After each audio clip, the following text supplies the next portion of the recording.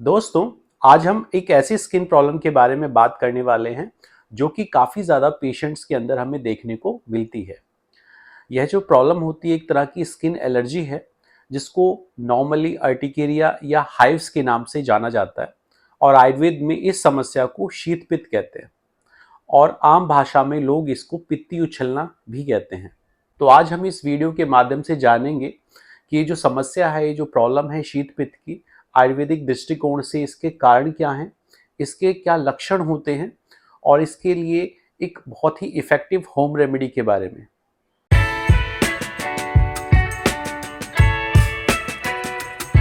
नमस्कार दोस्तों, मैं हूं डॉक्टर दीपक। आज आप सभी का इस यूट्यूब चैनल में स्वागत करता हूं और अगर आपने अभी तक इस चैनल को सब्सक्राइब नहीं किया है तो तुरंत कर लीजिए ताकि आगे आने वाली हेल्थ रिलेटेड वीडियोस आपको समय पे मिलती रहें। दोस्तों, सबसे पहले हम बात करते हैं इस बीमारी की नाम की इंपॉर्टेंस के बारे में।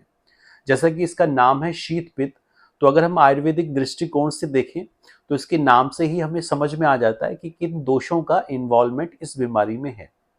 तो अब ये दोष क्या हैं, तो आपकी बेसिक अंडरस्टैंडिंग के लिए मैं बता देना चाहता हूँ कि हमारी बॉडी के अंदर, हमारी टिश्यूज के अंदर, सेल्स के अंदर जो है ये 3 दोष होते हैं, वात, पित्त, कफ। आयुर्वेद के दृष्टिकोण से अगर ये तीनों दोष हमारी बॉडी के अंदर बैलेंस स्टेट में है तो हमारी बॉडी हेल्दी है, और अगर थोड़ा भी इम्बैलेंस किसी भी लेवल पे आता है किसी भी दोष के अंदर, तो डिफरेंट काइंड ऑफ प्रॉब्लम्स हमारी बॉडी के अंदर पैदा होती हैं। तो ये जो रोग का नाम है शीत पित्त, ये 2 शब्दों के जोड़ से मिलकर बना है। वन इज शीत एंड अदर इज पित्त। तो शीत इंडिकेट करता है शीत गुण को, यानी कि कोल्ड क्वालिटी, जो कि होती है वात और कफ दोष की, यानी कि वात और कफ दोष इन्वॉल्व है। और दूसरा जो वर्ड है पित्त, वो पित्त दोष को रिप्रेजेंट करता है। इसका मतलब ये है कि इस रोग के अंदर तीनों दोष इन्वॉल्व होते हैं, वात भी, पित्त भी और कफ भी।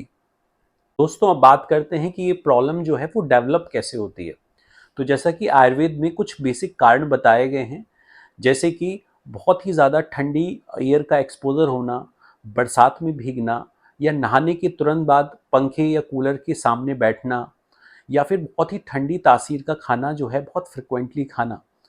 तो इन सब कारणों से हमारी बॉडी के अंदर वात और कफ दोष जो हैं वो एग्रीवेट होने लगते हैं, और वो एग्रीवेट होकर बढ़कर हमारी ब्लड के अंदर जो पित्त है, हमारी बॉडी के अंदर जो पित्त है, उसको इम्बैलेंस करते हैं या उसको एग्रीवेट करते हैं।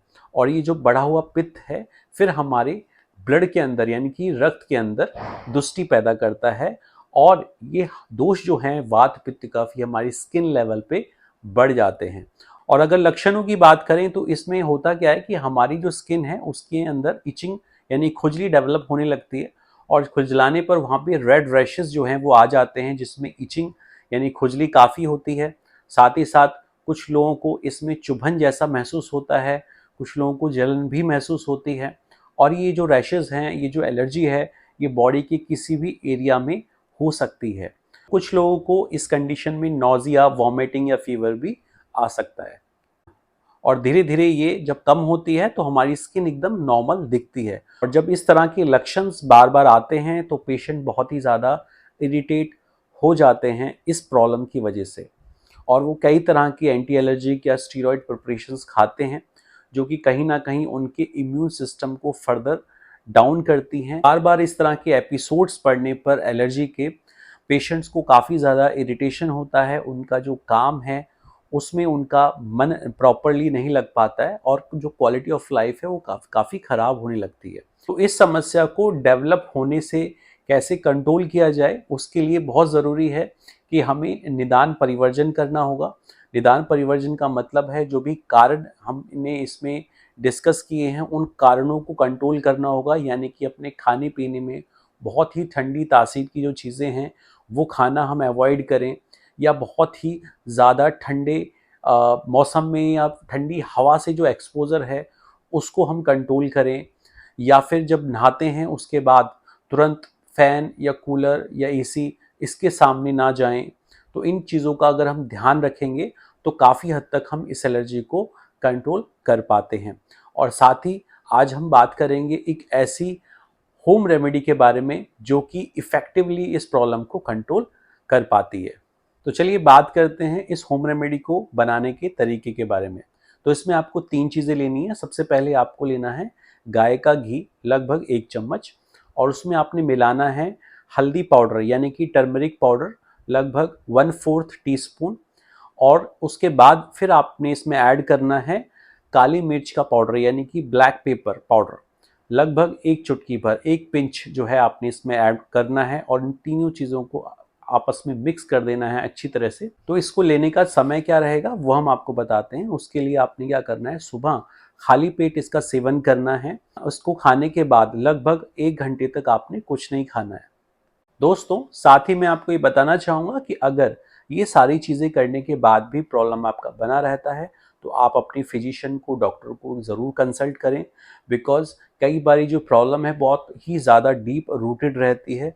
उसके लिए कुछ स्पेशल मेडिकेशंस हैं जिनका इस्तेमाल करना पड़ता है, या कुछ पंचकर्मा प्रोसीजर्स हैं जो कि लेने पड़ जाते हैं। तो ऐसी कंडीशंस में आपने डॉक्टर की एडवाइस ज़रूर लेनी है। दोस्तों मैं आशा करता हूं कि इस वीडियो में दी गई जानकारी आपको यूज़फुल लगी होगी, और अगर आपको ये वीडियो अच्छी लगी है तो आप इसको लाइक करें और साथ ही साथ शेयर भी करें, ताकि और लोगों को भी इसका फ़ायदा मिल पाए। चलिए आज के लिए इतना ही, मिलते हैं नेक्स्ट वीडियो में, तब तक के लिए टेक केयर।